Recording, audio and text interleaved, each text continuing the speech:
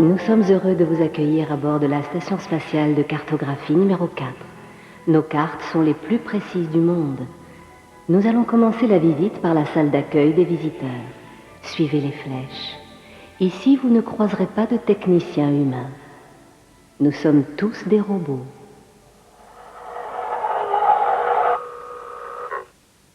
Je suis ravi de vous voir. Bienvenue à la salle d'accueil visiteurs. Je suis supposé vous faire un petit discours d'introduction. Voici Branché, mon assistant. Inutile de préciser d'où lui vient son nom. Bonne fin de journée. C'est pas le moment, tu leur diras quand ils partiront. Désolé. Branché vient juste d'être programmé. Il est encore en phase expérimentale. Je suis programmé pour donner une visite d'introduction au continent. Alors, appelez-moi Vic, j'aime bien ce nom. L'essentiel de nos recherches porte sur l'étude des continents. C'est pour ça qu'on m'a donné ce nom. Voici notre planète telle que vous l'avez vue quand la navette a atterri. On voit bien une partie de ces grandes masses territoriales qu'on appelle continents. Bien sûr, on ne les voit pas tous, parce que certains se trouvent dans une partie du monde qui n'est pas visible de notre position dans l'espace. Mais grâce à la magie de l'électronique, Ah oui, la magie de l'électronique. Pardon. Je disais donc que la magie de l'électronique va nous permettre de mieux voir. Voilà, nous allons faire une simulation de la rotation de la Terre, en accéléré bien sûr. Vous savez que la Terre met 24 heures à effectuer une rotation complète autour de son axe. Notez que les continents n'occupent qu'une petite partie de sa surface, un petit tiers seulement. Le reste de notre planète, les 2 tiers, est recouvert par les océans. C'est pour ça qu'on appelle parfois la Terre la planète bleue. Vous savez sûrement qu'il y a 5 continents. Je vais vous les énumérer. Le continent américain, le nord, le sud. Notre monde, vous le savez, est une sphère. L'Amérique du Nord et l'Amérique du Sud se trouvent dans la moitié ouest de cette sphère. On l'appelle hémisphère ouest. Un hémisphère est la moitié d'une sphère. Le pôle sud est occupé par l'Antarctique, qui est entièrement couverte de glace. Elle est à cheval sur l'hémisphère ouest et l'hémisphère est. Il y a 3 autres continents dans cet hémisphère. L'Australie, qui est le plus petit continent du monde, et l'Eurasie, composée de 2 parties. À l'est, l'Asie, qui est la partie la plus vaste. À l'ouest, l'Europe. Et celui-là, c'est l'Afrique. Donc en tout, 5 continents. 5 continents, soyez gentils de vous en souvenir. Vous avez peut-être remarqué qu'ils ont une forme un peu bizarre. Prenons ces 2-là par exemple. Ici, à l'ouest, nous avons l'Amérique du Sud, vous vous en souvenez? Et à l'est, l'Afrique. Vous ne trouvez pas qu'on dirait 2 pièces d'un puzzle? Maintenant? S'il te plaît, oui. Qui s'emboîtent parfaitement? D'ailleurs, les géologues pensent qu'il y a des centaines de millions d'années, la Terre n'était qu'un seul et même continent, auquel on a donné le nom de Pangée. Vous vous demandez peut-être pourquoi ce continent s'est morcelé. On ne le sait pas vraiment. Quoi qu'il en soit, au cours du morcellement de ce supercontinent, 2 morceaux se sont définitivement séparés des autres pour former l'Australie et l'Antarctique. Mais aujourd'hui, tous les autres continents sont reliés à un ou plusieurs autres. En réalité, l'Europe et l'Asie font partie d'un supercontinent, l'Eurasie. L'Europe, l'Asie et l'Afrique sont reliés par un bras de terre dans la région qu'on appelle le Moyen-Orient. Les 2 parties du continent américain sont reliées par un bras de terre qu'on appelle Amérique centrale.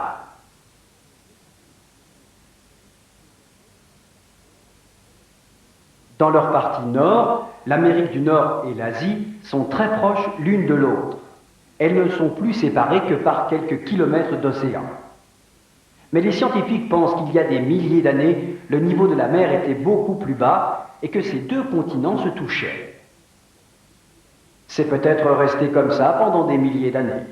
Alors les scientifiques sont pratiquement sûrs qu'à cette époque-là, les animaux préhistoriques et les hommes allaient du continent américain à l'Asie et inversement.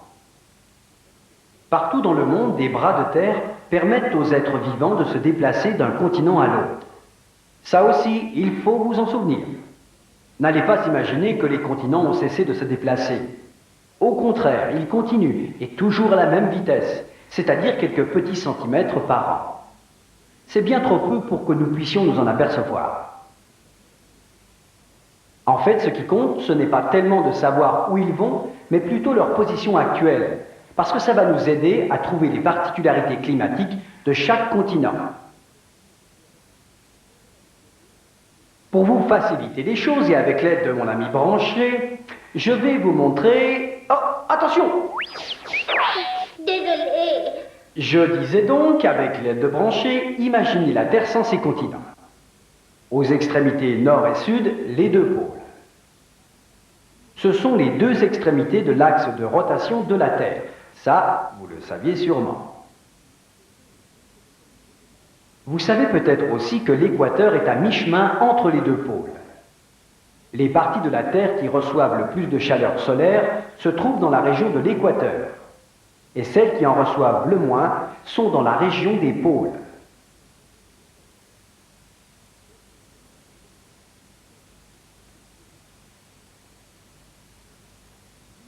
Au milieu, c'est variable. Ça va de très chaud à très froid selon l'époque de l'année. Bon, maintenant essayons de voir si l'emplacement des continents par rapport à ces régions chaudes et froides peut nous apprendre quelque chose sur leur climat. Prenons un exemple que vous connaissez sans doute déjà. Il fait très froid dans l'Antarctique, et c'est logique puisque c'est une région polaire. C'est même le continent le plus froid. Mais d'où vient-il celui-là? As-tu la réponse dans ton programme, mon cher branché? Allons, pas d'affolement. Ok. Donc, au pôle Nord, il n'y a pas de continent, juste un océan. Mais comme les parties d'Amérique du Nord, d'Europe et d'Asie qui se trouvent le plus au nord sont proches des pôles, elles ont évidemment, elles aussi, un climat très froid. L'Amérique du Sud et l'Afrique sont les deux seuls continents traversés par l'équateur. Savez-vous quel type de climat il fait dans ces régions? Eh bien, il y fait chaud toute l'année. Ce qui n'empêche pas certaines de ces régions, à l'exclusion de l'Antarctique, de subir des variations de température, pouvant aller du froid au chaud au cours de l'année. Ces régions situées de part et d'autre de l'équateur offrent les conditions les plus favorables à l'agriculture et au développement des villes. Voilà, vous commencez à comprendre l'importance de la situation des continents par rapport à l'équateur et aux pôles, et en quoi elle contribue à les rendre différents. En revanche, leurs caractéristiques géographiques les rendent similaires. Ça aussi, il faut s'en souvenir. Les continents présentent tous des traits géographiques communs, même si ceux-ci diffèrent en importance et en situation. Arrêtons le globe quelques instants, que je vous explique. L'Amérique du Nord, par exemple, possède une grande montagne, que les Américains appellent Rockies. Elle fait partie d'une chaîne de montagnes ou sillon continental orienté nord-sud qui longe la côte ouest des deux parties du continent américain. En Amérique du Sud, on les appelle les Andes. Tous les continents ont des montagnes, des pics déchiquetés et des plateaux comme le continent nord-américain. Dans l'hémisphère Est, le sillon continental, orienté Est-Ouest cette fois, court du nord de l'Afrique à l'Asie en passant par l'Europe, formant l'Atlas, les Alpes et la chaîne de l'Himalaya. Les rivières prennent généralement leur source dans la fonte des neiges des montagnes. Il y a des rivières sur tous les continents.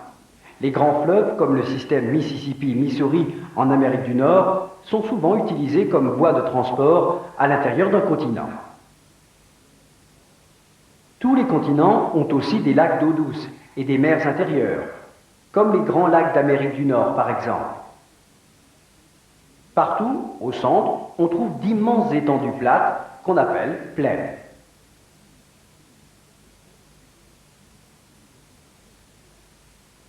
Ces terres sont souvent des régions d'exploitation agricole. Ainsi, à quelques exceptions près, tous les continents présentent les mêmes caractères géographiques. Ce qui fait la vraie différence, c'est autre chose. Les populations qui y vivent et qui ont découpé les continents de différentes façons. Prenons par exemple les deux Amériques. Sur le plan culturel, les Mexicains et la majorité des peuples d'Amérique centrale et du Sud sont très proches. Ils ont un passé commun et ils parlent tous l'espagnol ou le portugais. Ils forment ce qu'on appelle l'Amérique latine. L'Afrique aussi a des différences culturelles. Il y a les Arabes d'Afrique du Nord et au sud du Sahara, les grandes civilisations noires. Le plus vaste désert du monde, le Sahara, sépare ces deux régions. En Europe, les montagnes ont servi de barrière à la circulation, d'où des cultures différentes, qui ont souvent engendré la création de différentes nations. C'est encore un autre moyen de différencier les continents. L'Afrique est le continent qui compte le plus de pays, alors que l'Australie n'est occupée que par une seule nation.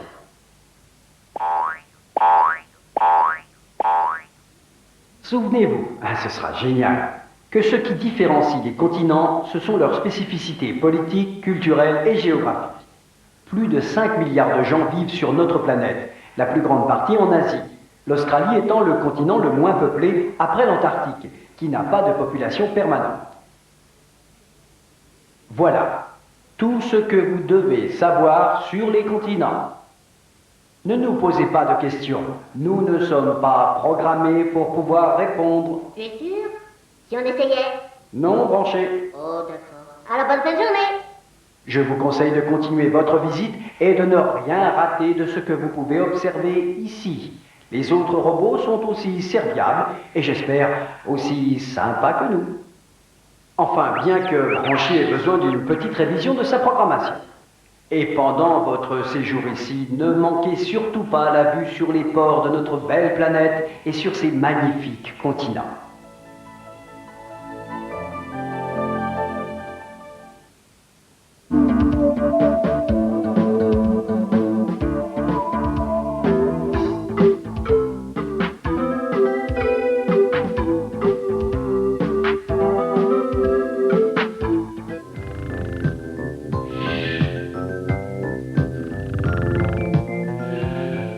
Voilà Nathalie Copter, notre pilote casse-cou, prête à battre un nouveau record du monde. Tout à fait. Je vais battre le record du monde du tour de la Terre en avion par les pôles. Le meilleur temps était de 54 heures. Moi, je vais le faire en 48. Mon itinéraire, le voici. Je vais décoller d'ici, sur l'équateur. L'équateur, c'est cette ligne imaginaire qui fait le tour de la Terre d'est en ouest, à mi-chemin entre le pôle Nord et le pôle Sud. Je naviguerai d'abord plein sud. Je passerai au-dessus du pôle Sud et je continuerai de ce côté-ci de la Terre jusqu'au pôle Nord. Puis je redescendrai vers le sud par ce côté-là de la Terre pour revenir à mon point de départ sur l'équateur. Ma montre va me permettre d'enregistrer mon temps de vol et mon compteur de calculer les distances parcourues. Grâce à mon rayon laser, je pourrai signaler mon passage au-dessus des stations de contrôle. Ça prouvera que je suis bien passé par ces endroits. Mon copilote connaît leurs emplacements. Si je comprends bien, tu es prête à décoller. Par contre, ton copilote, lui, n'est toujours pas réveillé. Hé, attends! Ton copilote n'est pas à bord. Quoi? Il n'est pas à bord? Mais j'ai besoin de lui. C'est lui qui a la carte avec les emplacements des stations. Je peux t'aider? Vous savez piloter? Non, mais je peux le remplacer. Je n'ai pas de carte, mais tiens, voilà l'emplacement des stations. Station numéro 1, 45 degrés de latitude sud. Station 2, 90 degrés de latitude sud. Station 3, 30 degrés de latitude nord. Station 4, 90 degrés de latitude nord. Station 5, 45 degrés de latitude nord. Ça ne m'aide pas beaucoup. Je sais où se trouvent le nord et le sud, mais à quoi cela va-t-il me servir? À savoir si les stations sont au nord ou au sud de l'équateur. Oh, alors il y en a donc 3 au nord de l'équateur et 2 au sud. Exact. Et la latitude, c'est quoi exactement? C'est ce qui permet de calculer à quelle distance de l'équateur on se trouve. Mais toutes ces mesures sont en degrés. Comment peut-on calculer des distances à partir de degrés? Pour pouvoir mesurer, il faut déterminer des unités de mesure. Les distances, à partir de l'équateur, se mesurent sur des cercles, comme sur ton itinéraire de vol par exemple. Et pour faire des mesures sur un cercle, on le divise en unités égales, 360 unités en fait. Chaque unité s'appelle 1 degré. Dans ce cas, c'est 1 degré de latitude. Donc les degrés de latitude servent à mesurer les distances au nord et au sud de l'équateur. C'est ça. Pour simplifier, notons quelques-uns de ces degrés. Pour ça, reprenons notre globe. Bon, si nous laissons la Terre tourner sur son axe et que nous marquions les lignes qui se forment chaque fois que la Terre passe sous ces points, nous allons tracer ces cercles. Tous les points situés sur un même cercle se trouvent à la même latitude. Ce cercle-là, c'est l'équateur. Chaque point situé sur l'équateur se trouve au degré 0. Sur le cercle suivant, tous les points sont à 15 degrés de latitude au nord de l'équateur, alors on dit 15 degrés de latitude nord. Sur ce cercle-là, tous les points sont à 30 degrés de latitude nord, etc. Le pôle nord se trouve à 90 degrés de latitude nord. Et au sud de l'équateur, est-ce que c'est pareil? Est-ce que tous les points sur ce cercle sont à 15 degrés de latitude sud et sur ce cercle à 30 degrés de latitude sud et ainsi de suite? Et le pôle sud à 90 degrés de latitude sud? Exactement. On appelle ça des parallèles, parce que, vu d'ici, toutes les lignes ont l'air de droites parallèles. Mais si on pouvait se placer au-dessus du pôle Nord, on verrait qu'en réalité, ce sont des cercles. On s'en sert pour se repérer par rapport au nord et au sud de l'équateur. N'oublie pas que sur chaque parallèle, les points sont tous à la même distance de l'équateur.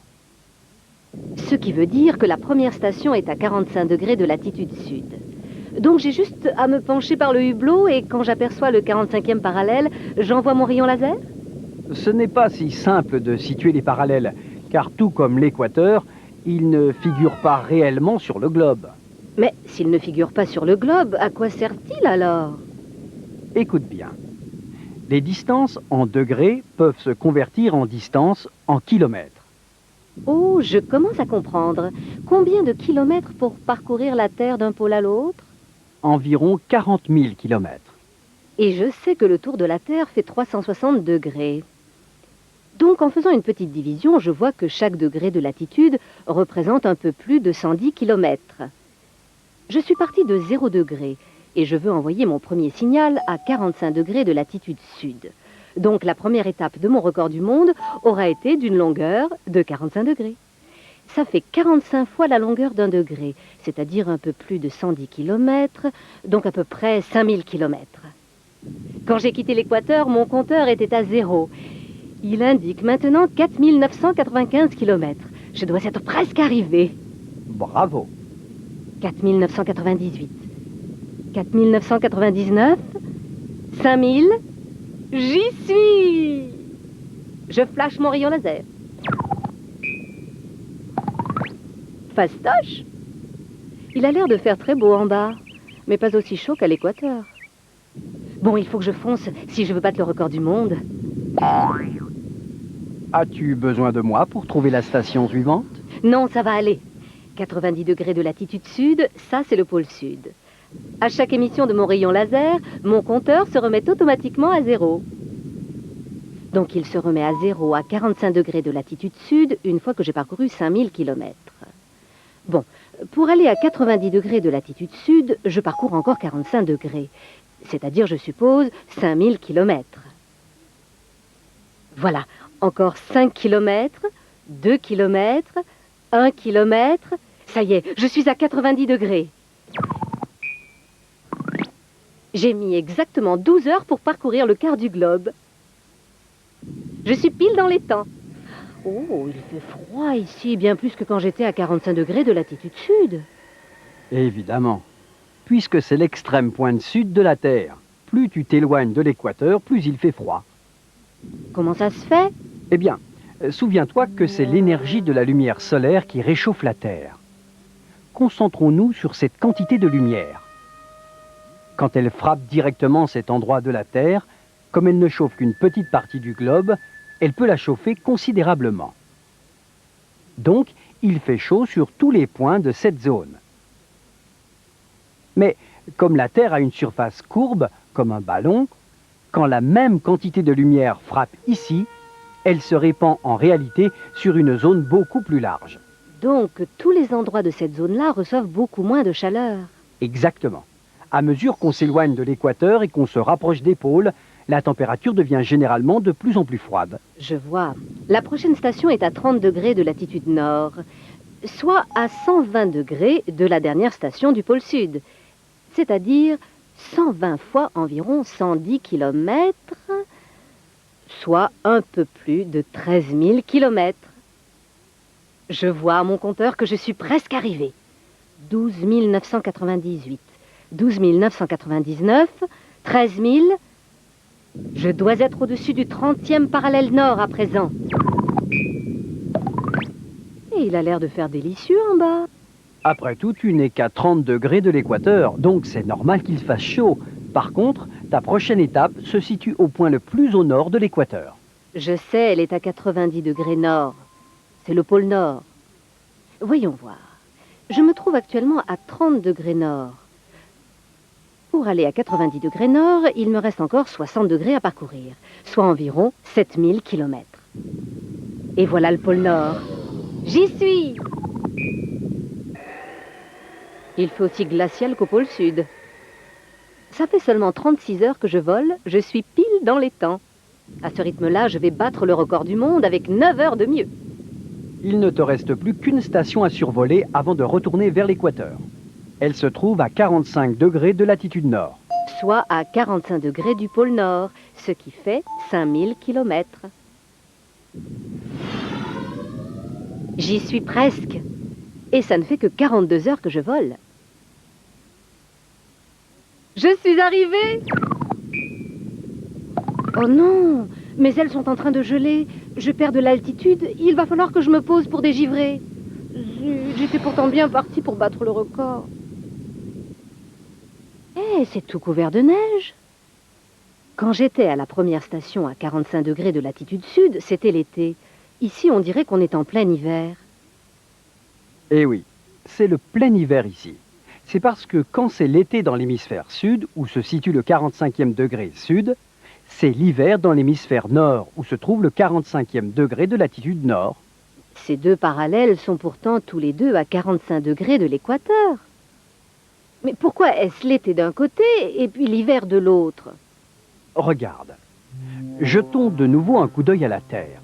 Tu as peut-être remarqué que son axe n'est pas tout à fait vertical. La Terre et son axe sont légèrement inclinés d'un côté et c'est cette inclinaison qui est responsable des saisons. La Terre, comme tu sais, tourne autour du Soleil en une année. Mais pendant ce temps-là, l'axe de la Terre, lui, ne change pas.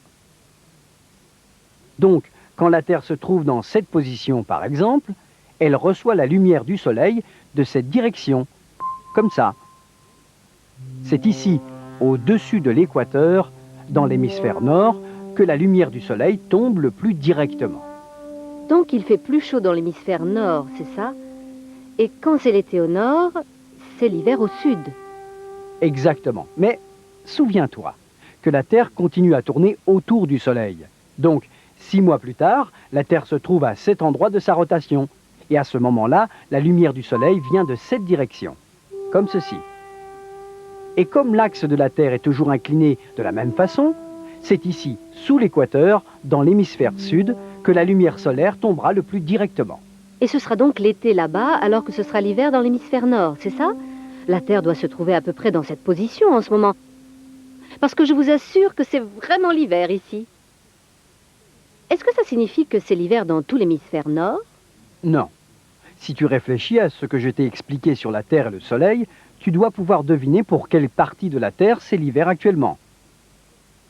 Quand les rayons du Soleil arrivent par là, tu vois qu'il doit faire assez chaud dans cette partie de la Terre. Et 6 mois plus tard, quand la Terre se trouve dans cette position, et qu'elle reçoit le Soleil de ce côté-là, il fait encore chaud dans une bonne part de cette région-là. Donc, dans cette zone comprise entre le 25e parallèle sud et le 25e parallèle nord... Il fait chaud toute l'année. Exact. Et comme tu le vois, que la lumière du soleil vienne de cette direction ou de celle-là, dans la région des deux pôles, elle se trouve toujours très largement diffusée. Donc il ne peut jamais faire vraiment chaud dans les régions polaires. Tout juste. Elles ont des étés courts et frais et des hivers longs et froids. Alors s'il fait toujours froid dans les pôles et qu'ici il fait généralement toujours chaud, ça doit être les régions entre les deux qui ont des saisons. Je veux dire des saisons avec de gros écarts de température. Des étés chauds et des hivers froids, quoi. Exact. Je vois. Donc en ce moment c'est l'hiver dans la région où je me trouve et dans cette autre région c'est l'été. Et dans 6 mois, ce sera l'inverse. L'hiver au sud et l'été au nord. C'est tout à fait exact. Et tout ça parce que l'inclinaison de l'axe de la Terre reste toujours le même pendant qu'elle tourne autour du Soleil.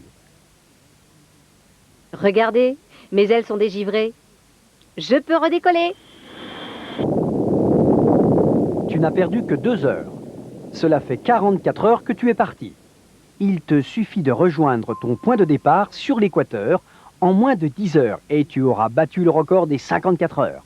Je vais le faire en 6 heures. Et merci de m'avoir aidé à comprendre la latitude.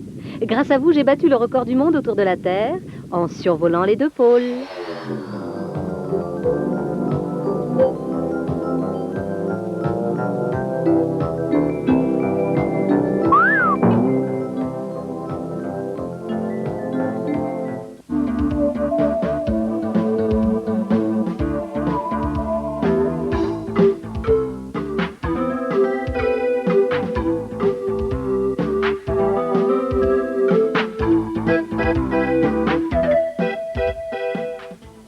Voilà Nathalie Copter avec son copilote. Et les voici en chair et en os, en route pour une nouvelle aventure. Sauf que... Mais où est passé ton copilote? Il s'est fait enlever par des bandits. Sa mère est folle d'inquiétude. Dieu sait où il peut être. Comment vais-je bien pouvoir le retrouver? Pas évident en effet. Il a laissé un message totalement incompréhensible. Au secours, il m'emmène à 30 degrés de longitude ouest sur l'équateur. Si seulement je comprenais ce que son message veut dire, je pourrais faire quelque chose. Pour qu'un message puisse permettre de localiser quelque chose, il faut 2 points de repère situés sur des lignes qu'on appelle aussi des axes. Même sur la Terre, qui est pourtant ronde comme un ballon, on a besoin de ces 2 axes. On a convenu, il y a très longtemps, de ce que seraient ces axes. Le premier, c'est celui-là, l'équateur. C'est une ligne qui fait le tour de la Terre d'est en ouest, exactement à mi-chemin des pôles. Ça, je connais. C'est bien. À partir de l'équateur, on peut calculer des distances au nord et au sud.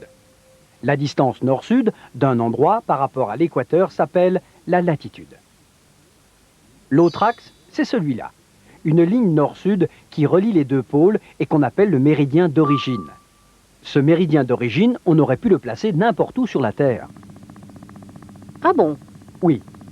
On a décidé de le situer ici parce qu'il passe par Greenwich, une ville d'Angleterre où se trouve un célèbre observatoire.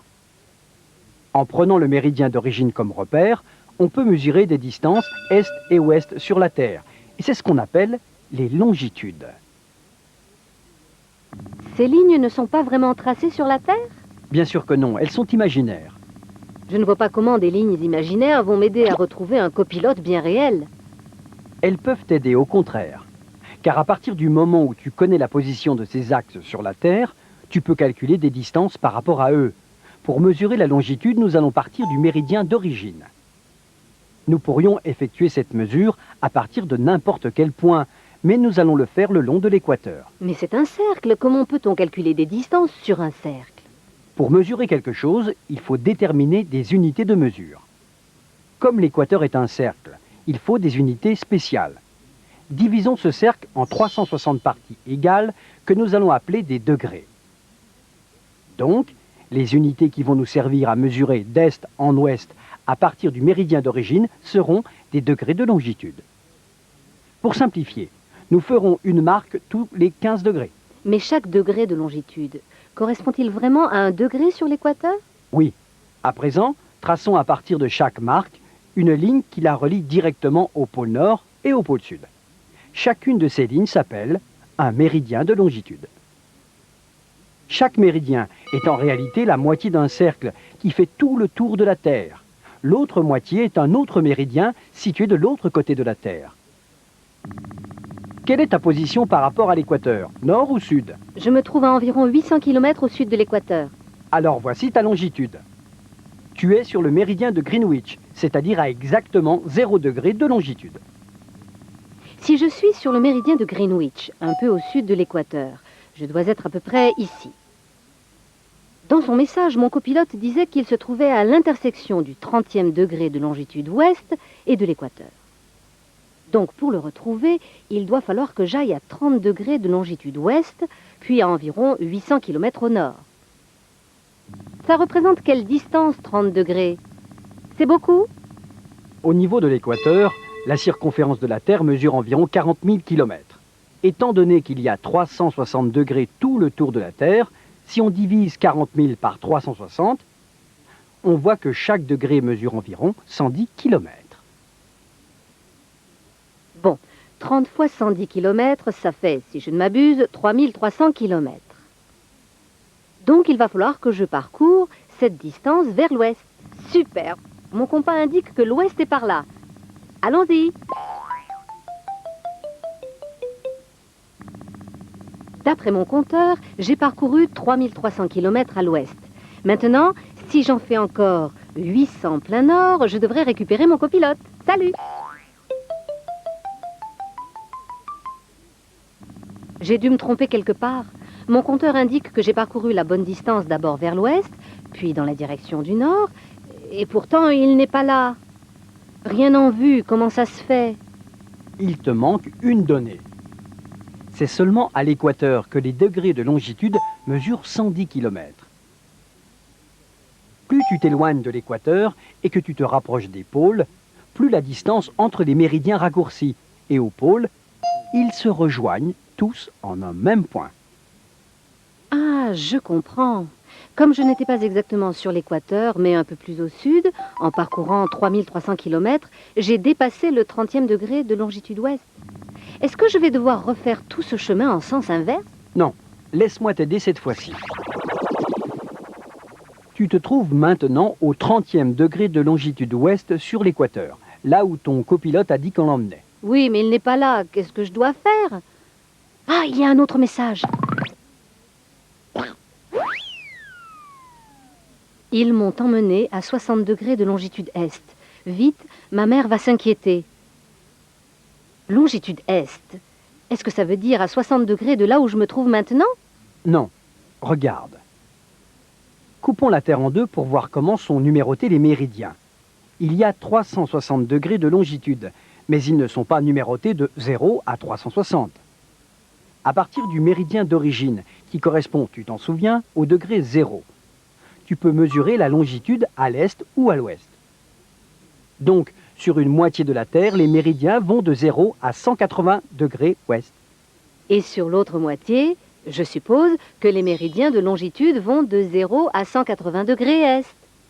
C'est ça. Nous les avons seulement numérotés tous les 30 degrés de chaque côté. Mais en fait, je te l'ai dit, à chaque degré du cercle correspond un méridien. 180 ou 0 n'est ni à l'ouest ni à l'est. Ensemble, la ligne du degré 180 et celle du degré 0 forment un énorme cercle qui divise la planète en deux moitiés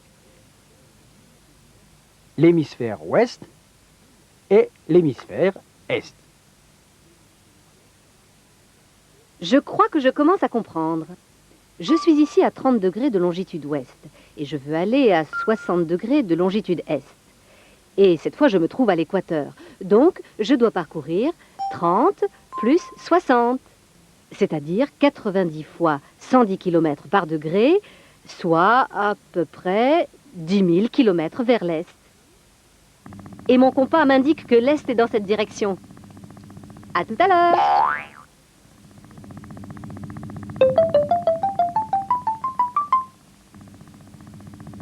Oh, c'est pas vrai! Toujours pas de copilote. Ils ont dû l'emmener ailleurs. C'est sans espoir. Je ne le retrouverai jamais. Ah, une seconde. J'ai un message radio. Il dit que les bandits l'ont abandonné quelque part à l'équateur. Il ne sait pas où exactement. Tout ce qu'il sait, c'est l'heure qu'il est là-bas. C'est-à-dire 13h22. Ce n'est pas la même heure qu'ici. Ma montre dit qu'il est... 18h22, là où tu es. Ok, mais c'est pas l'heure qui m'intéresse. Ce que je veux connaître, c'est la longitude de mon copilote. Tu peux te servir de la différence horaire pour calculer sa longitude. Ah bon? Mais comment? Je vais te l'expliquer. Quand on dit par exemple qu'il est midi à tel endroit, qu'est-ce que ça signifie? Le soleil se lève à l'est tous les jours et il monte de plus en plus haut dans le ciel. Supposons que tu le vois arriver à sa hauteur maximum, qu'on appelle son zénith. Il sera alors midi à l'endroit où tu te trouves. Maintenant, disons que tu es sur ce méridien. Eh bien, il sera également midi pour tous les points de ce méridien. Ensuite, le soleil va baisser de plus en plus dans le ciel à mesure que les heures vont s'écouler. Et quand il sera suffisamment tard, il finira par se coucher. Mais tu sais qu'en réalité, ce n'est pas le soleil qui se déplace. Oui, je sais. C'est la Terre qui tourne en se déplaçant vers l'est, et nous avec. Elle fait une rotation complète en 24 heures, et ça correspond à une journée. Donc, toi aussi, tu fais un cercle complet toutes les 24 heures. Combien y a-t-il de degrés dans un cercle? 360, c'est facile à se rappeler. Alors, à ton avis, en une heure, combien de degrés parcours-tu sur ce cercle? Facile. On divise 360, le nombre de degrés qu'il y a dans un cercle, par 24, le nombre d'heures qu'il y a dans une journée. Ça fait 15 degrés par heure. Parfait. Maintenant, essaie de te rappeler. Imaginons qu'il soit midi pile à l'endroit où tu te trouves. La Terre tourne vers l'est à raison de 15 degrés par heure. Quand le Soleil est à son point le plus haut pour toi, pour les gens qui se trouvent sur le méridien situé à 15 degrés à l'est par rapport à toi, le Soleil était à son zénith voilà une heure. Alors pour eux, il doit être 13 heures, une heure plus tard qu'ici. Et pour une personne qui se trouverait n'importe où sur le méridien situé à 15 degrés à l'ouest, le soleil ne sera à son zénith que dans une heure. Ça veut dire qu'il doit être 11 heures du matin là-bas, une heure plus tôt qu'ici. Ok, j'ai compris. Il y a un décalage d'une heure tous les 15 degrés. Exactement. Voyons ce que tu peux faire avec tout ça. Bon, tu sais qu'en fait, il n'est pas midi pour toi, mais 18h28 à ta montre. Et il est 13h28 pour mon copilote, soit 5 heures plus tôt. Donc il doit se trouver à exactement 5 fois 15 degrés de longitude ouest. C'est ça? Bravo, tu y es presque.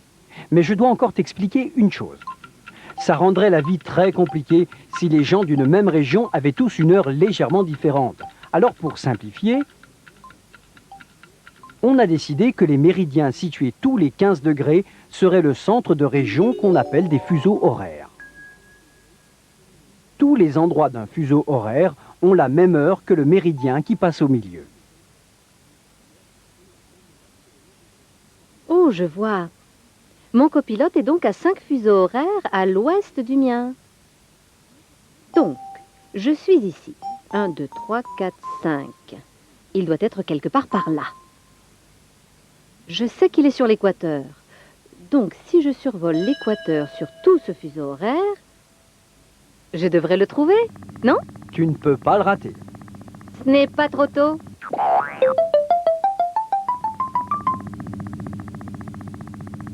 Et voilà mon copilote.